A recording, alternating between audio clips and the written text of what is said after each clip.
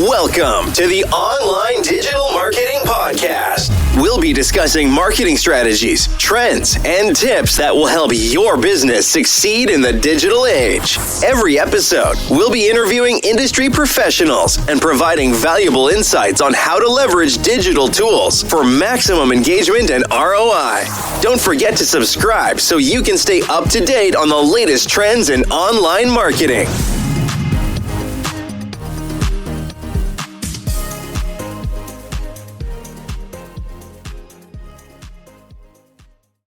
You know that feeling? You search for a local business, something pops up on Google. Maybe it's your business profile, maybe a competitor's. But have you ever really stopped to think if that little box, is actually working for you? Yeah. Like really pulling its weight? Yeah, it's a great question. A lot of people set them up and kind of just let them sit there. Exactly. So today, we're not just scratching the surface. We're really going deep. We're going to dive into the actual nuts and bolts of optimizing your Google business profile. Yeah, making it a real customer magnet. Right. We've gone through some key resources, the essential guides, and tried to boil it all down to what really makes a difference. Forget those huge, overwhelming lists you sometimes see. Right. Yeah. The goal here is to give you, concrete steps, how to configure it, how to optimize it so you actually get seen. And not just seen, but so it makes people actually want to connect with you. Right, precisely. So whether you're just starting out online or you've had a business for ages and just want to sharpen up that digital edge, we think we've got something useful here. It's not about drowning you in info. No, definitely not. It's about pulling out those kind of game-changing insights, the things that help you get found by the right people. The ones who actually need what you offer. So yeah, our mission today is to unlock the power of those features, maybe the ones labeled if applicable, that people skip over sometimes. Happens all the time. And just map out a really clear strategy for getting it properly optimized. Okay, so let's lay the groundwork. Phase 1, let's call it setting the right foundation. And that always starts with accuracy, doesn't it? Yeah. Like the absolute basics have got to be spot on. Absolutely critical. We're talking your precise legal business name, exactly as it's registered. No weird abbreviations unless that's actually part of the legal name. Right. And then picking that primary category, just one, right? The single most relevant one that really defines what you do. Exactly. Think of that as the main trunk of the tree. But then you've got the branches you need to add all the relevant secondary categories too. Ah, okay.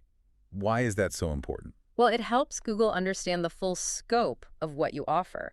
So you can get discovered for a wider range of searches that are still related to your business. Makes sense. More branches, more chances to be seen. Precisely. And then there's the verification process. It might seem like just a hoop to jump through. Yeah, like getting that postcard in the mail sometimes. Right, or phone verification, whatever method they use. But it's essential. It's Google confirming, okay, this is a real legitimate business at this location or serving this area. It's like their quality control. Exactly. And once you're verified, we had this really crucial point, NAP alignment. NAP, name, address, phone number. Correct. And this information needs to be absolutely identical, like a perfect mirror image. Everywhere online. Everywhere. Your website, your Facebook page, Yelp, industry directories, Chamber of Commerce listings. Everywhere your business details appear. And you mean identical, right? Like if it's Suite 100 on your website. Can't be State 100 somewhere else. Or Street versus Saint. Exactly that level of detail. Punctuation, abbreviations, everything. Why is Google so finicky about that? Well, think about it from their perspective. They're trying to build confidence that the information they show users is accurate. Consistent NAP across multiple trusted sources is a huge signal to them that your business information is correct and reliable. Okay, so it's a trust signal for Google. And for customers, too.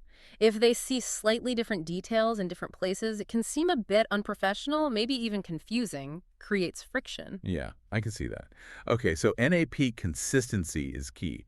What about the actual location details? Right, so if you have a physical location, a shop, an office. A brick and mortar place. Yeah, the address needs to be precise.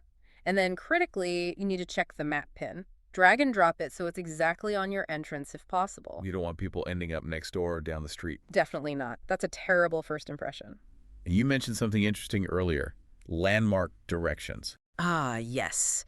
This is a small detail but can be super helpful, especially if your location is a bit tricky to find. So instead of just the address? You add a little note like, find us in the plaza next to the big supermarket, or look for the blue door across from the park. Ah, giving people real-world context. I like that. It just smooths out that final step of getting to your door. Yeah. Reduces frustration. Okay, that makes sense for physical locations. What about service area businesses?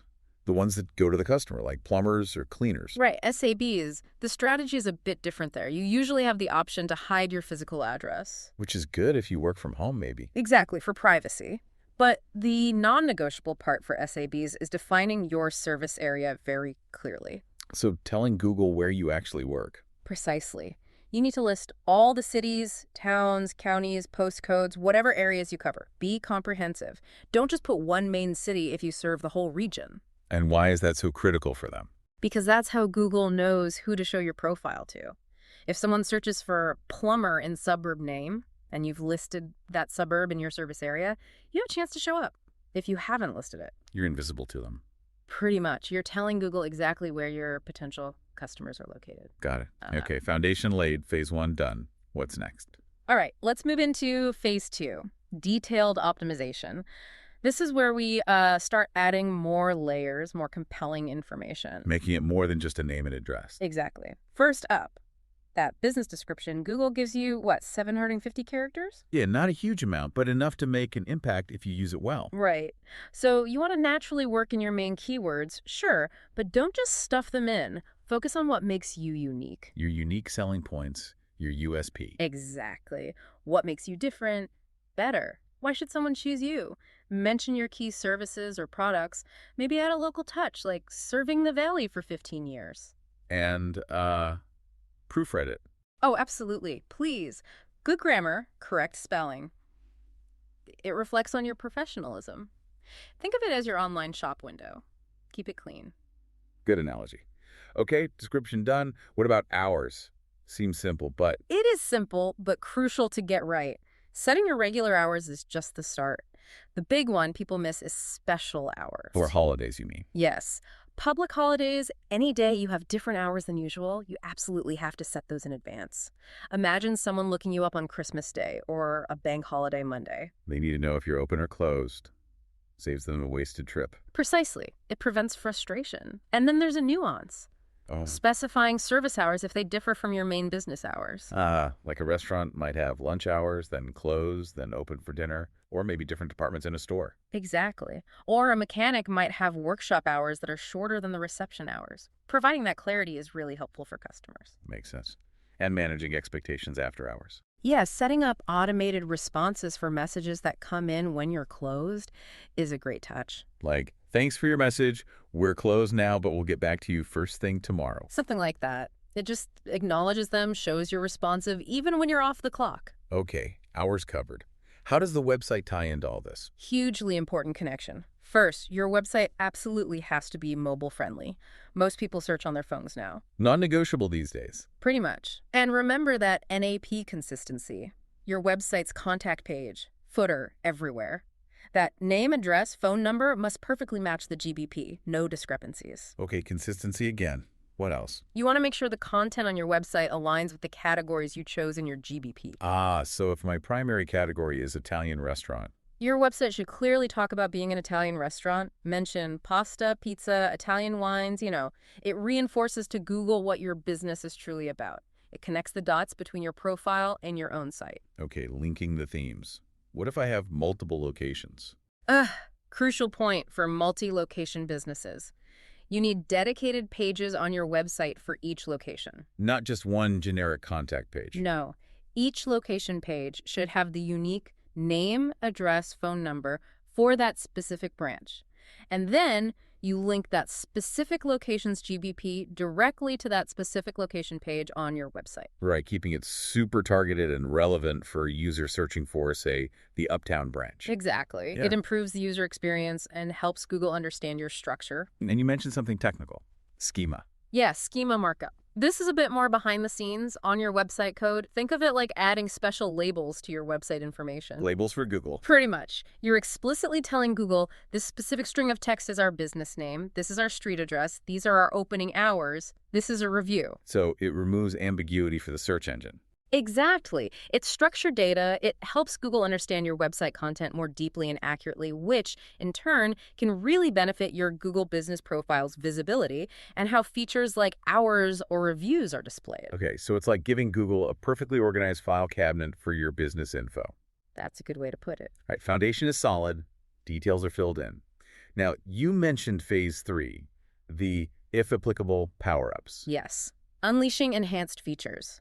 This is where you can add layers of detail that really help you stand out and connect with specific customer needs. And it starts with attributes, you said.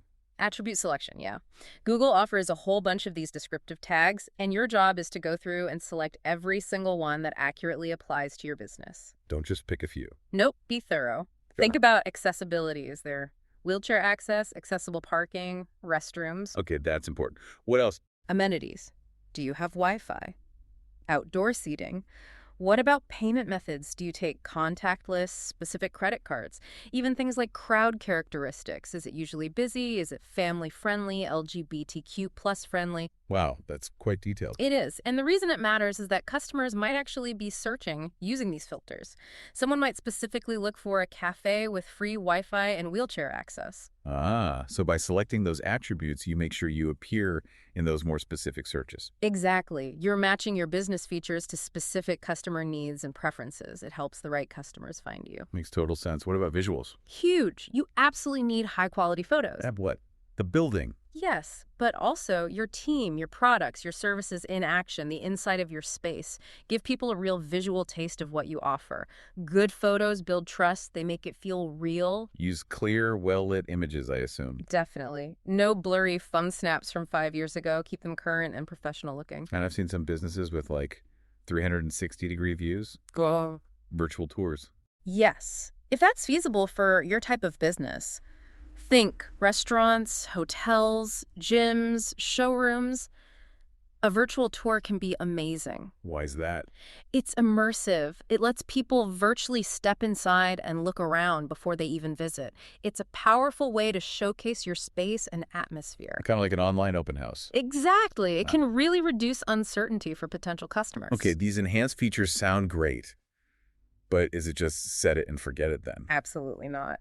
Which brings us neatly to phase 4, the ongoing commitment, regular management. So the work isn't done once it's set up. Not even close. Optimization is a continuous process. You need regular maintenance. Like what? What should you be doing regularly? Well, first, just periodically check your listing. Look for any unauthorized changes. Sometimes Google suggestions or user edits can introduce inaccuracies if you're not watching. So like a quick health check every now and then. Exactly. And then, critically, you need to be active. Respond to reviews, all of them, good and bad. Ideally, yeah. Shows you're engaged and you care about feedback. Same goes for the Q&A section. If people ask questions, answer them quickly and accurately. Builds trust, shows you're on the ball. Totally.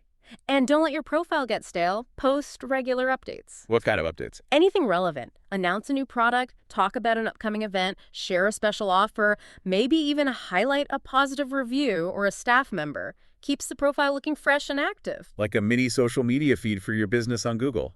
Sort of, yeah. And keep an eye out for new features Google introduces for business profiles. They're always adding things. If a new feature makes sense for you, learn how to use it. To stay ahead of the curve. Or at least keep up. Okay, ongoing management is key. What about taking it even further? Is there an advanced level? Definitely. Let's call it phase 5. Taking it to the next level with advanced optimization. These are strategies to really maximize your profile's impact. I'm listening. What's first? Review management, but taking it up a notch. Sure. It's not just responding to reviews, but actively generating them. Encouraging happy customers to leave feedback. Exactly. Have a simple process, maybe a follow-up email, a little card at the point of sale. And the goal isn't just any review, but detailed reviews, if possible. Why detailed? Because they provide richer information for other potential customers. They're more persuasive. It's powerful, social-proof, digital word of mouth. And the response time. Aim for quick responses, ideally within 24 hours. And when you respond, try to naturally weave in relevant keywords. So if someone praises your delicious pizza, you might respond, "Thanks. We're glad you enjoyed our authentic Neapolitan pizza." Exactly. Subtle reinforcement. And dealing with negative reviews professionally is crucial too. Show you take feedback seriously and want to make things right. Okay, proactive review strategy. What else is advanced? Your content strategy using Google Posts. Don't just post randomly. Have a bit of a plan. regular updates, events, offers, maybe highlighting specific services. Keeping that mini blog active and purposeful. Right. And here's a big one many businesses miss: adding your products or services directly to your profile. You mean listing them out? Yes, and importantly, with prices if applicable. Think restaurants adding menu items, or a salon listing services like haircuts or manicures with the cost. Why is that so powerful? It makes it incredibly easy for customers. They can see exactly what you offer and how much it costs right there in the search results. It removes a barrier, speeds up their decision. Less clicking around needed? Makes sense. And leverage Google's messaging feature if it suits your business. Allowing customers to send you a direct message from your profile can be great for quick questions and lead generation. Real-time connection. Yeah, just make sure you're set up to respond quickly if you enable it. Also, keep seasonal info updated, think holiday specials, summer hours, etc., and maybe share relevant news or tips related to your industry. Okay, lots of ways to really level up. Can we maybe summarize some ongoing best practices, like a checklist? Good idea. Let's think about a continuous checklist for maintaining a top-performing profile. Okay, first bucket, quality control. Right. That means regular audits, maybe monthly. Just checking everything for accuracy. Name, address, phone, hours, links, everything. Keep an eye on competitors, too. See what they're doing well. Not to copy, but to understand the landscape. Exactly. And, crucially, stay updated with Google's official guidelines. They do change sometimes. Okay, quality control. Next, engagement. Yes.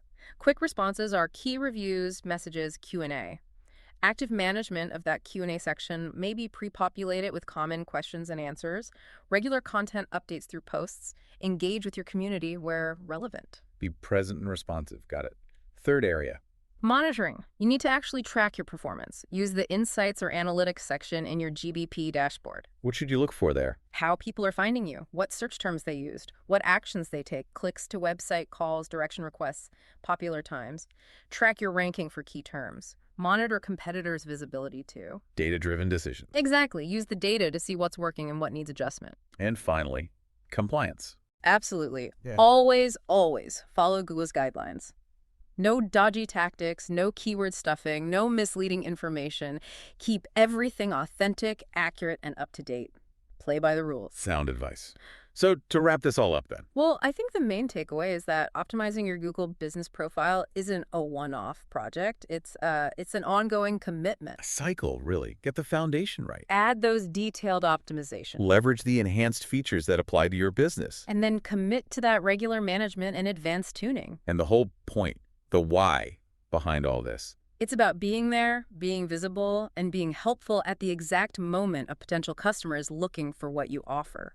A well-optimized profile gives them the information they need right when they need it. Makes it easy for them to choose you. It's a powerful tool for growth, really. No doubt about it. If you rely on local customers, it's probably one of the most important free marketing tools you have. Okay, so final thought for everyone listening. Considering everything we've just talked about, from the basics to the advanced stuff, what's maybe one specific area, just one thing, in your own Google business profile that you're now thinking, I should probably take a closer look at that? Yeah, what's one tweak, one refinement you could make this week? That's that small change that might actually lead to a pretty big impact for your business. Something to mull over. Ready to take your online business to the next level? Subscribe to our digital marketing podcast and then join our Accountability for Success Mastermind. With expert advice from industry leaders, you'll gain knowledge and insights that will help you succeed in today's digital marketing world. From social media strategies to search engine optimization, we have all the tools you need. Learn from successful entrepreneurs and take control of your online success. Join the Accountability for Success Mastermind now at bit.ly/AFSM podcast.